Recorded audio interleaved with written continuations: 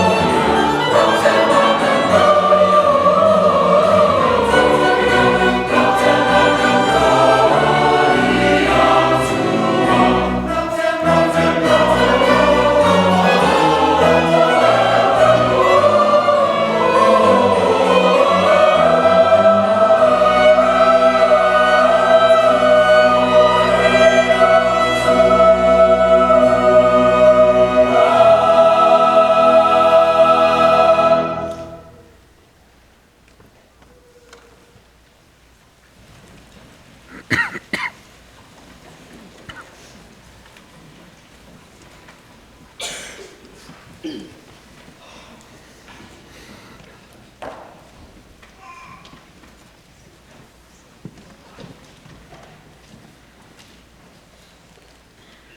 name is Samantha Webb, and I'll be talking about the Ospedale della Pietà. The Pietà was one of 4 Venetian institutions that cared for abandoned children, providing them with education and musical training. The girls' choir and orchestra were known across Europe for their skill, attracting visitors from far and wide. Many of these young women remained at the institution for life, dedicating themselves to music. Life at the Pietà was highly structured, with strict routines, religious instruction, and intensive musical training.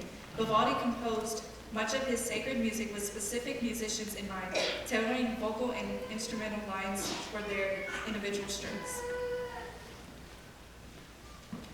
My name is Juan Arriaga, and I'll be sharing about the unique performance space at the Pietà. The musicians performed from above to both the main congregation, hidden from view behind an intricate middle screen. This setup created an ethereal listening experience as the music seemed to descend from the heavens. The acoustics of the space enhanced the resonance of voices and instruments, making performances at the Pietà truly unique. The Pietà was a key institution in Baroque music, as it allowed women to achieve professional level musicianship at a time when opportunities for female musicians were extremely limited.